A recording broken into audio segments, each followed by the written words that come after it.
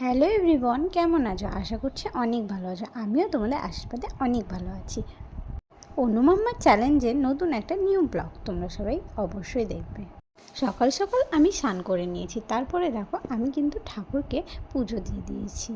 তাড়াতাড়ি আজকে একটু পুজো করা লাগবে, কারণ কি বলো তো, আজকে দোলের দিন তো সবার প্রত্যেকটা ঘরে ঘরে বেশি বেশি কাজ থাকে, সেই জন্য পুজোটা করতে লেট হয়ে যায়। আজ আমি ভাবছি সকালবেলায় পুজো দিয়ে দেবো। তো দেখো আমি এখন পুজোও দিয়ে দিয়েছি সুন্দর করে। ঠাকুরকে কিন্তু আমি সুন্দর সুন্দর করে ফুল সাজিয়ে সাজিয়ে দিচ্ছি।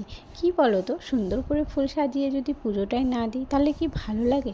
তারপরে কিন্তু আমি প্রদীপটা সুন্দর করে ধরিয়ে দিয়ে তারপরে ঠাকুরকে কিন্তু আমি ধূপকাঠিটা সুন্দর করে দেখিয়ে দিলাম। তারপরে এদিকে দেখো রান্না বান্না সব কমপ্লিট হয়ে গেছে সকাল সকাল। সেই জন্য দেখো আমি একটু হালকা পাতলা করে খেয়ে নিচ্ছিলাম, কারণ আজ হোলি, আজ যদি না খাই সারাদিন কিন্তু খাওয়াও যাবে না। সেই জন্য কিন্তু আমি হালকা পাতলা করে খেয়ে নিয়েছিলাম। আর আমাদের সকালবেলায় রান্না আজ হয়েও গেছে। দেখো আমি খাওয়া দাওয়া করার পর থালটা কিন্তু আমি বেশি নিয়ে ধুয়ে নিই, একটা মাত্র থাল, সেই জন্য আমি ভাবলাম চলো ধুয়েই নিই। তারপরে দেখো আমি খাওয়া দাওয়া করার পর এখানে মেয়ে আর আমার একটা জায়ের মেয়ে এসেছিলো, সেই জন্য আমি ওকে অনেক ভালোবাসি। সেই জন্য দেখো আমাদের ঘরে একটু তিনজনে মিলে একটু গল্প করতে করতে শুয়েও নিয়েছিলাম। আমার বেশ ওকে ভালোই লাগে, ও ভীষণ মিচকুমিচকি হাসে, আমার প্রচণ্ড পরিমাণের ভালো লাগে। সেই জন্য দেখো আমাদের বাড়িতে কিন্তু অনেকটা সময় থাকে।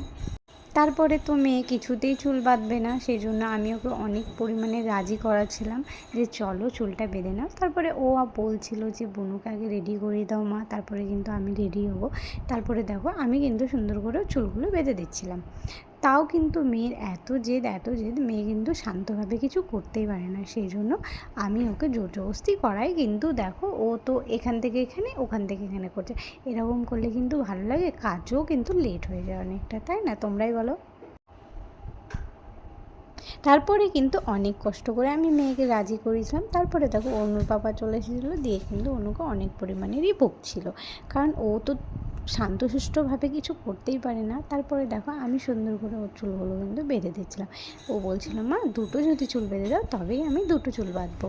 অনুর বাবা বলছিল আজকে সকালবেলায় দেখো রং কিনতে যাবে, সেই জন্য মেয়েকে বারবার করে বলছে মেয়ে তুই রেডি হয়ে নে, আমি তোকে রং কিনে এনে দেবো। সেই জন্য দেখো বারবার কিন্তু বলছিল, কিন্তু মেয়ে কিন্তু কিছুতেই রাজি হচ্ছিল না। চলো কি করা যায়, তাই জন্য ওর চুলগুলোই আগে বেঁধে দিলাম।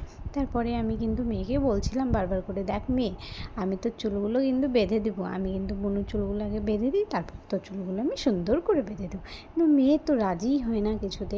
আর মেয়ে কী বলো তো, জামা পরাতে গেলেও প্রচণ্ড লেট করে, তোমার কিছু করতে গেলে ওর মধ্যে কিছু কাজ করতে গেলে প্রচণ্ড পরিমাণে লেট করে ফেলে। আমাদের অনুর তো কান্নাকাটির কোনো শেষই নেই। তো দেখো আমাদের আর একটা কিউটি বুড়িকে দেখো কত কিউট লাগছে তাকে, তাই না বলো? তারপরে দেখো আমার যা কিন্তু চলে এসেছে। তারপরে কিন্তু মেয়েকে সুন্দর করে আমি জামা প্যান্ট পরিয়ে কিন্তু দেখো আমি ওকে কিন্তু ওদের বাড়িতে দেখো সুন্দর করে আমি এখন টুকু দিব। আর ও বলছে কাকিমণি আমি তোমাদের বাড়ি যাবো, তাই বলছে। সেটাই আমি বললাম যে ঠিক আছে, তো করো তো, পাচ্ছ পাচ্ছ এই তো হচ্ছে, এই তো পাচ্ছ তো তুমি। ফাইনালি মেয়ের জন্য কিন্তু বাবা রং আবির পিচকারি সব নিয়ে চলে এসেছে।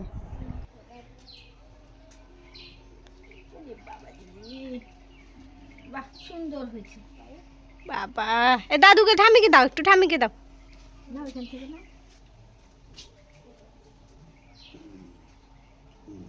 দাও।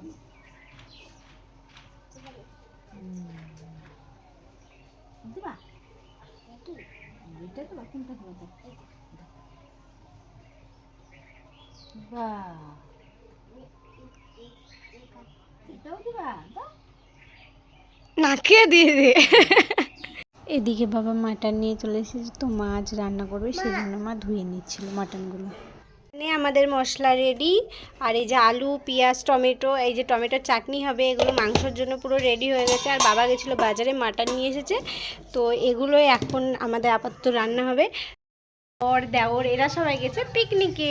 চলো, বাবা বাজার থেকে কিন্তু টক দই নিয়ে এসেছিলো। তারপরে কিন্তু মা বললো চলো লস্যি খাওয়া যাক।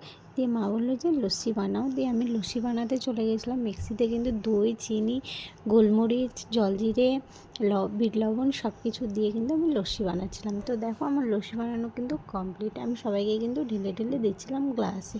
তো আমরা এখানে হোলিতে সবাই রং খেলেছে কিন্তু, বাট আমি এখনও পর্যন্ত খেলিনি।